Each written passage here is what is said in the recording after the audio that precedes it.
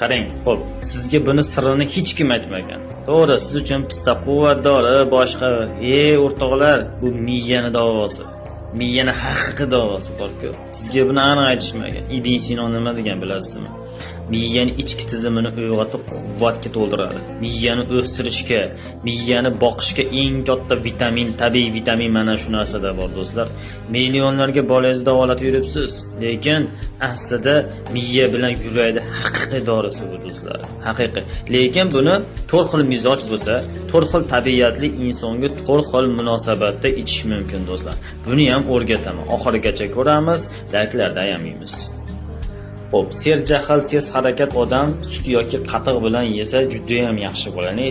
Tez harakat qiladi, jahli juda ham uzoqali bir jahl qiladigan odam, nervli odamlar buni sut yoki qatiq bilan tuyib turib iste'mol qilishni tavsiya qilgan do'stlarim. Biz ham tavsiya qilamiz.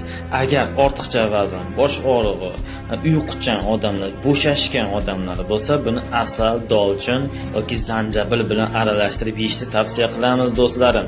Uchinchisi, ishchan yoki jismonan sust. Ishga boradi, lekin jismonan sust, tez xafa bo'luvchi, jizzaki odamlarga, ko'p o'ylaydigan odamlarga buni limonli iliq suvlar bilan yoki oddiy pistani tuyib turib iliq suv bilan yutishni tavsiya beramiz do'stlarim. Juda ham mo'jizasi yuqori bo'ladi, shifo Allohdan.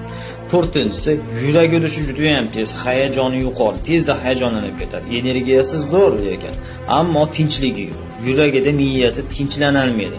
Bunaqa odamlarda pistani limonli suv yoki namatak choy bilan qo'shib turib, aralashtirib ichishni tavsiya beriladi do'stlarim. Ko'ryapsizmi do'stlarim, pistani qanchalar yuqori sirlari mavjud. Shifo topinglar, gazini bosinglar, omad.